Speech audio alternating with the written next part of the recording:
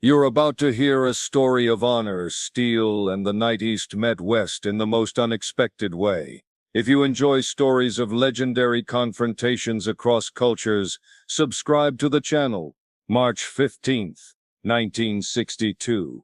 New York's Chinatown. In a back room above the Golden Dragon restaurant, Akira Tanaka was studying a photograph of Bumpy Johnson with the focused intensity of a man preparing for war.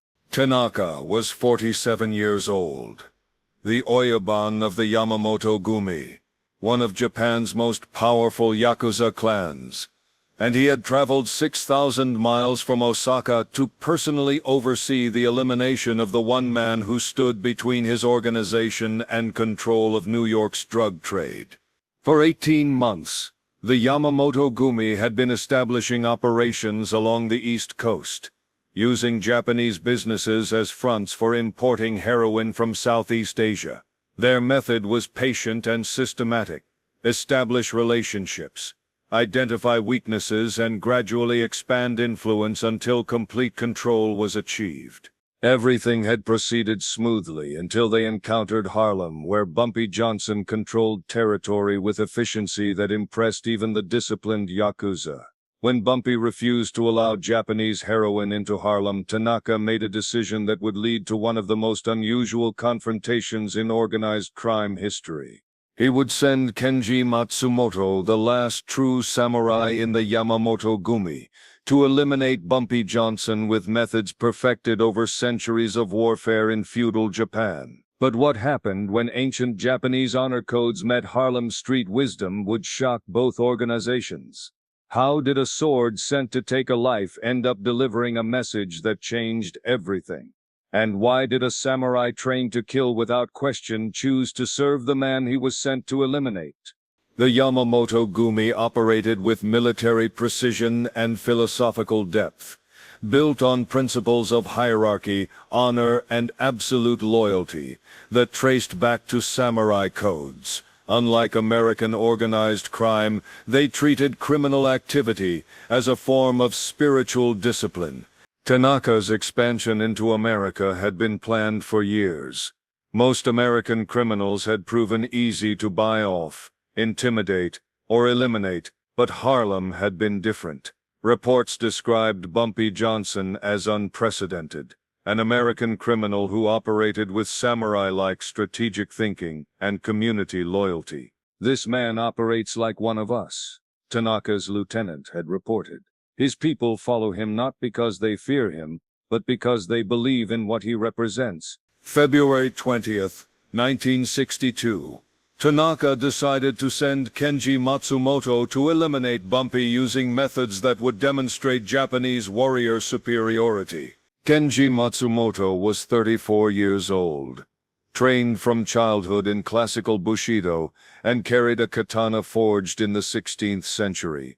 Unlike modern enforcers who used guns, Kenji understood that killing was about sending messages that influenced everyone who witnessed the death. Tanaka's instructions were specific. You will challenge him to single combat according to bushido codes. You will demonstrate that Japanese warrior traditions are superior to American methods.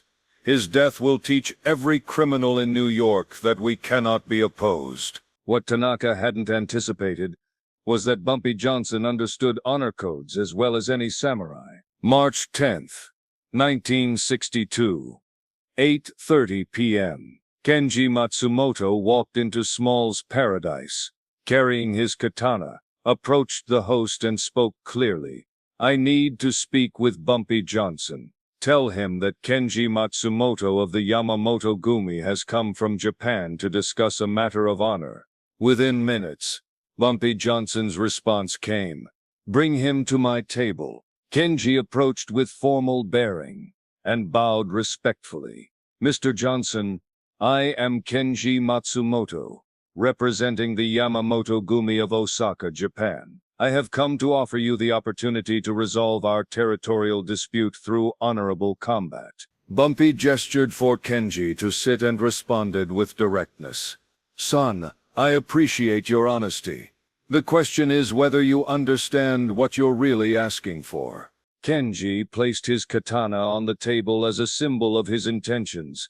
My Oyabun believes you are preventing legitimate business in territory that should be available to qualified organizations. He has sent me to offer you choice between honorable death in combat or war between our organizations.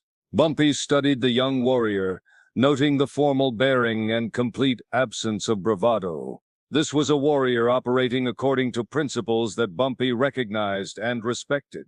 Kenji, before we discuss combat, let me ask you something.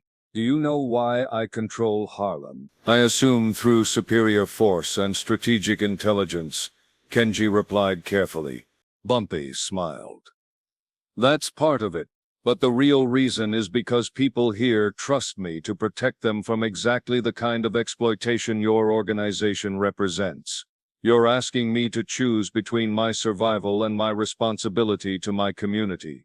The conversation continued for over an hour, with Bumpy explaining why allowing Japanese heroin into Harlem would betray everything he'd built.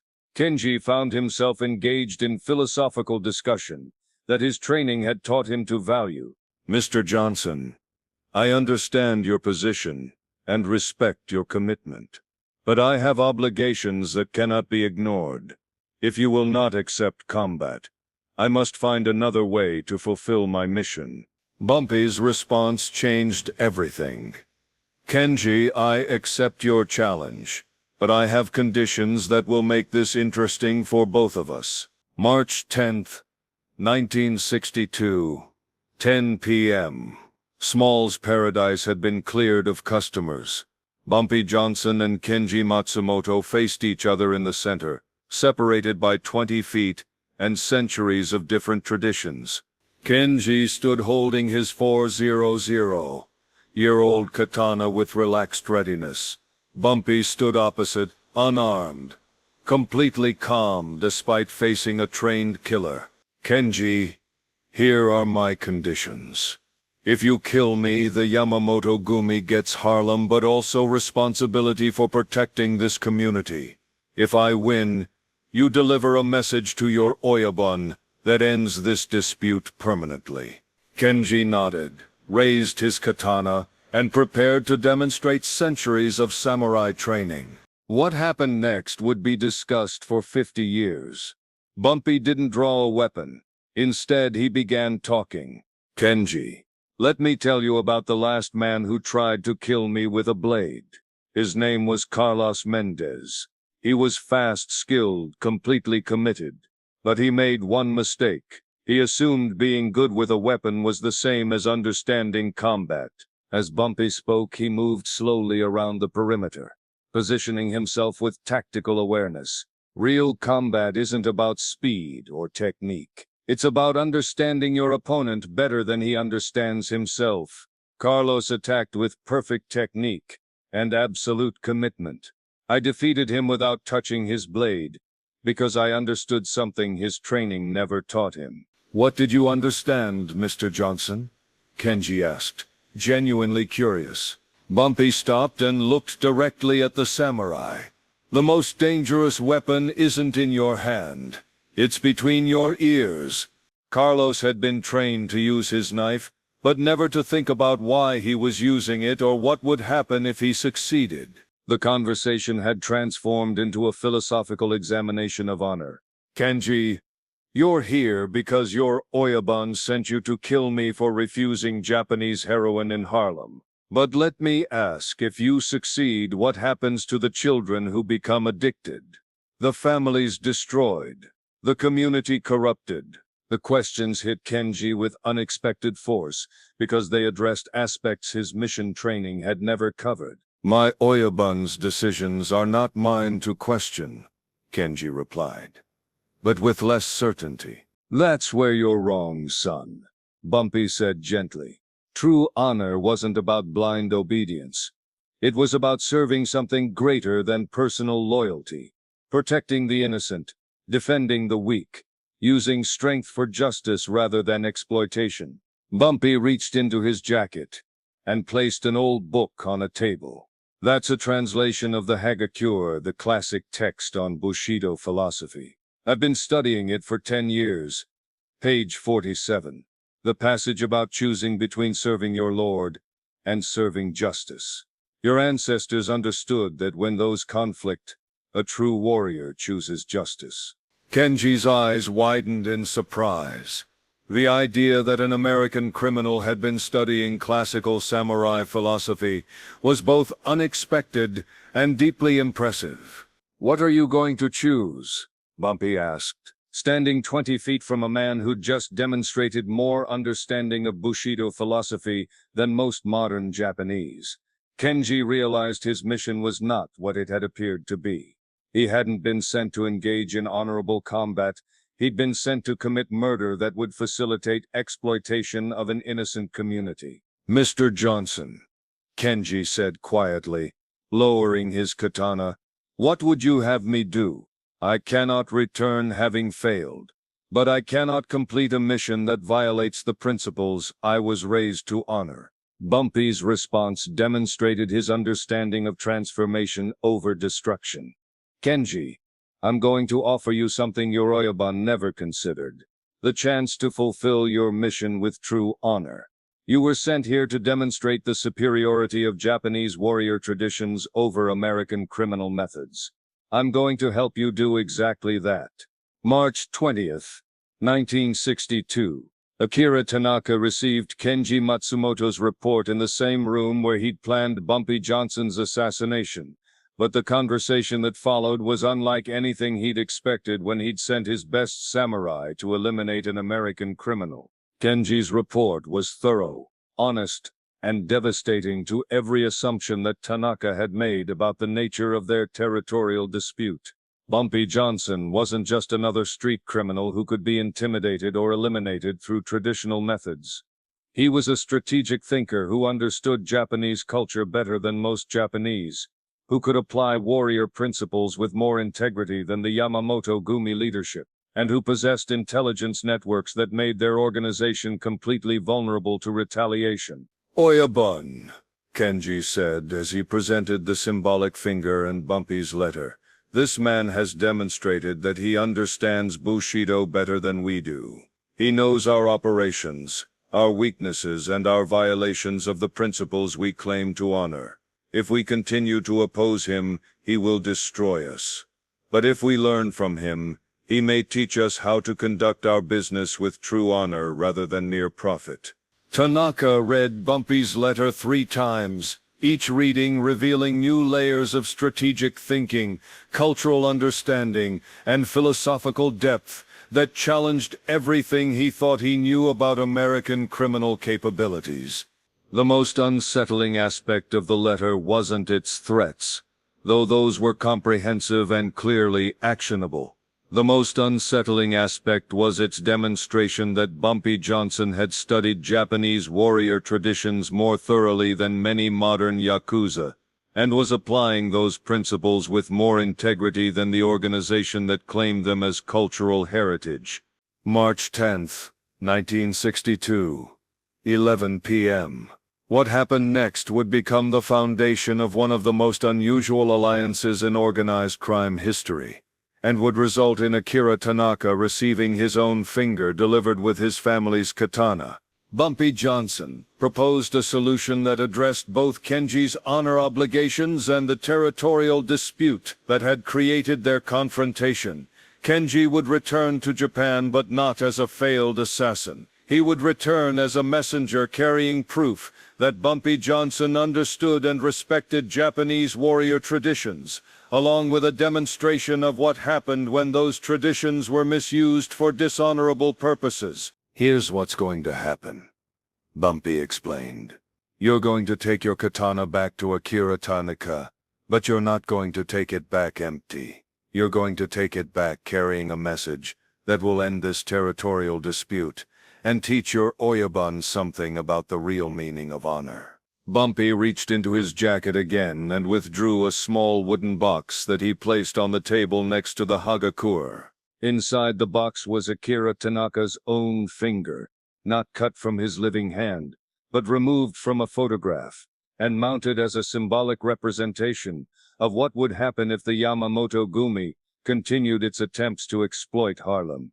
"I had this made by the best craftsman in Chinatown," Bumpy explained.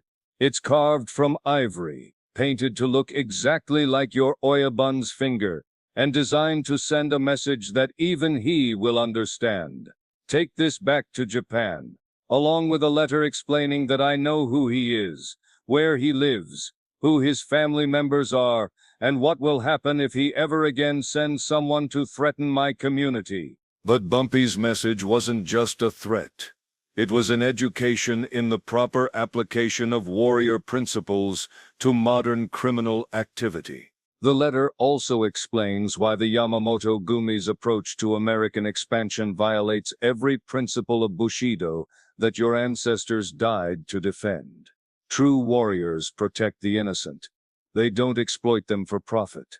True strength is used to defend communities, not to destroy them for financial gain. March 15, 1962, 6 a.m. Kenji Matsumoto boarded a flight from New York to Tokyo, carrying his family's katana in a case that also contained Akira Tanaka's symbolic finger and a letter that would change the relationship between Japanese and American organized crime forever. The letter, written in formal Japanese that demonstrated Bumpy's deep understanding of the language and cultural protocols, was a masterwork of diplomatic communication that managed to be respectful, educational, and absolutely terrifying all at once. It began with proper acknowledgement of the Yamamoto-gumi's historical significance and Tanaka's leadership position, demonstrating that Bumpy understood and respected Japanese organizational hierarchy.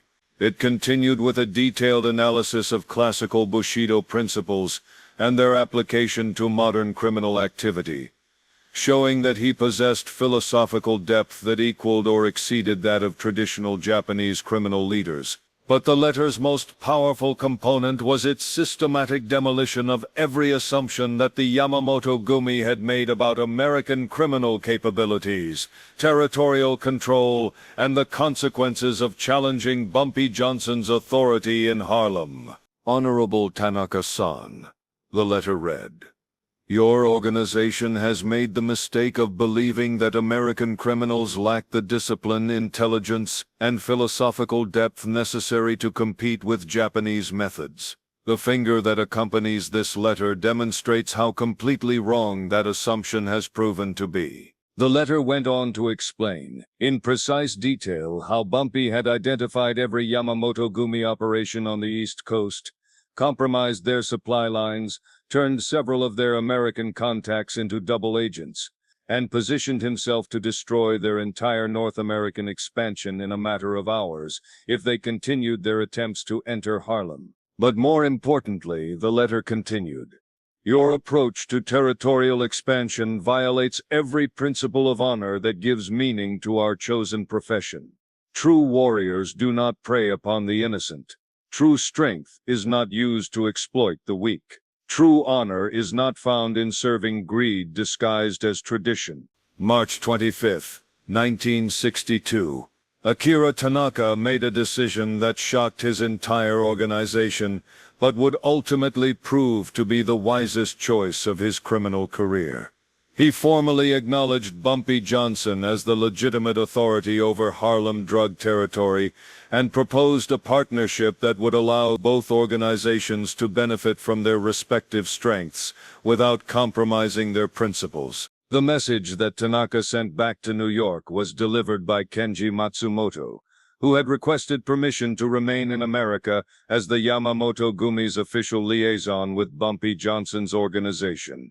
"Mr. Johnson," Tanaka's letter began, "you have taught me that true strength lies not in conquering territory, but in earning the respect of worthy opponents. The Yamamoto-gumi formally withdraws from any territorial claims in Harlem and requests the honor of your friendship rather than your opposition." The Tanaka's letter included something unprecedented in Yakuza history, a formal apology for violating the principles of Bushido through his attempts to exploit innocent communities for profit.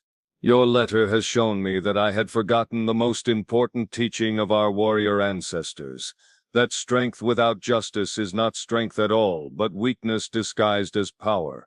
The Yamamoto-gumi will conduct no further operations that prey upon innocent people, and we will work to ensure that our activities serve honor rather than mere greed. March 20th, 1962. Tanaka received Kenji's report and Bumpy's letter. Kenji's account was devastating to every assumption Tanaka had made about their territorial dispute. Oyabun, this man understands Bushido better than we do. He knows our operations, weaknesses, and our violations of principles we claim to honor. If we continue opposing him, he will destroy us. But if we learn from him, he may teach us to conduct business with true honor. Tanaka read the letter 3 times, each reading revealing new layers of strategic thinking and philosophical depth that challenged everything he thought he knew about American criminals. 25th, 1962. Tanaka made a shocking decision. He formally acknowledged Bumpy Johnson as legitimate authority over Harlem and proposed partnership, allowing both organizations to benefit without compromising principles. Mr. Johnson, you have taught me that true strength lies not in conquering territory, but in earning respect of worthy opponents. The Yamamoto-gumi formally withdraws from territorial claims in Harlem and requests the honor of your friendship. The agreement that emerged would last over a decade and become a model for international organized crime collaboration, prioritizing strategic intelligence over conquest, community protection over exploitation, and honor over mere profit. Under the terms of their partnership, the Yamamoto-gumi would focus on their traditional strengths, discipline, long-term planning, and systematic execution, while respecting Bumpy's authority over community-based operations that required local knowledge and cultural sensitivity. More importantly, both organizations committed to operating according to principles that would have been recognized and respected by the samurai and community leaders who had inspired their best traditions: protection of the innocent, defense of community interests, and the use of strength for justice rather than mere financial gain. Kenji Matsumoto remained in New York as the official liaison between the two organizations, but his role evolved into something unprecedented. He became Bumpy Johnson's student in the application of classical warrior principles to modern American criminal activity, while teaching Bumpy advanced concepts of strategic planning and organizational discipline that the Yamamoto-gumi had refined over centuries of operation. March 15th, 1962. The night a samurai learned that true honor transcends cultural boundaries, and an American criminal demonstrated that warrior principles are universal values rather than ethnic traditions. The night a katana sent to take a life became the foundation of a partnership that proved East and West could learn from each other, when both sides operated according to genuine rather than corrupted principles. Some swords are forged to divide. Some swords are forged to unite. And some swords teach entire criminal organizations that the sharpest blade is the one that cuts through assumptions, prejudices, and cultural barriers to reveal the universal principles that make true warriors regardless of their nationality or background. Kenji Matsumoto's katana returned to Japan carrying more than a symbolic finger. It carried proof that honor, when practiced with integrity, creates bridges between enemies and transforms conflicts into opportunities for mutual respect and understanding.